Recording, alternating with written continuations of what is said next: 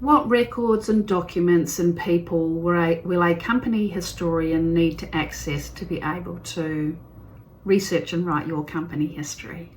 Well, from my perspective, I often say to companies that I act a bit like a vacuum cleaner in the first 2 or 3 months.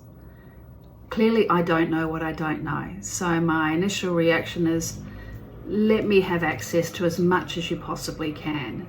And what does that mean? It means if you have an archive, that's fantastic.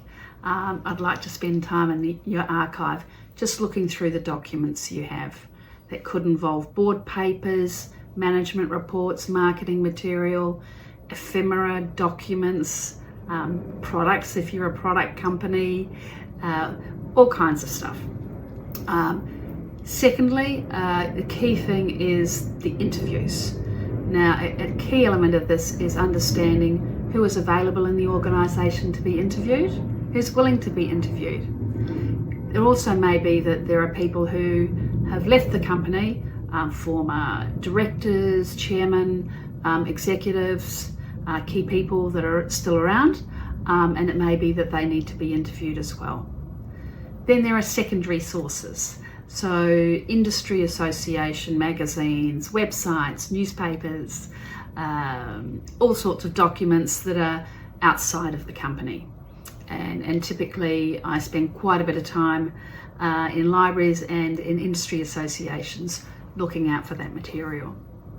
So basically any document or material that might be available within your organisation is worthy of looking at. Oftentimes, key managers or long-standing employees might have a bottom drawer full of their precious material that they've been saving.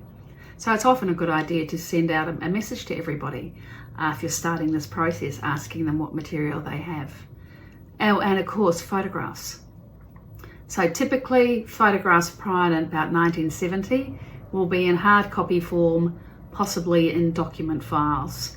More recently, you're getting into electronic files, and the issue around that becomes then how they're stored. I was recently at a company and they handed me a VHS PAL cassette, in fact 2 of them that I'm going to have to go and get reimagined so that we can see what's on them. So anything and everything is fair game in terms of resources that you might have available. And my main thing is, don't assume that something's not of interest. That's really up to the researcher and writer to go discover and see what's out there. And you'd be amazed about some of the documents and information that I have found when I've gone and been given access to company archives and document files.